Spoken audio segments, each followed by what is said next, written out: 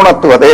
இதற்கு ஓமையாக பறவைகள் எல்லாம் முட்டையிட்டா அவன் மேல உட்கார்ந்து தன் சூடு கொடுத்து பொறிக்க வைப்பது போல இது ஸ்பரிச தீட்சை. மீன்கள் எல்லாம் தனது குஞ்சுகளை பொறிக்கிறதுக்கு எங்க உட்கார முடியுமாங்க? கண்கள் மூலமாகவே சக்தியை செலுத்தி முட்டைய பொறிக்க செய்யும். அதுபோல கண்கள் மூலமாக ஒரு உயிர் அதை உய்விக்க மேல கொண்டு போய் அவருடைய ஆற்றலை மூளைய செலுத்தி அங்கேயே நிற்க வைத்தது துரிய நிலை என்று சொல்றோம். அதுதான் சற்று தீட்சை என்று சொல்வார்கள்.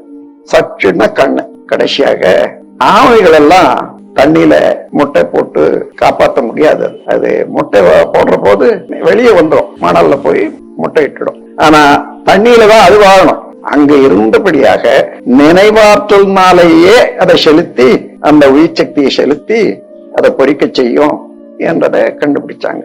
நினைவின் மூலமாகவே சீடனுக்கு தன்னுடைய ஆற்றலை அறிவை பாய்ச்சி உய்விக்க வேண்டிய முறை மூன்றாவது.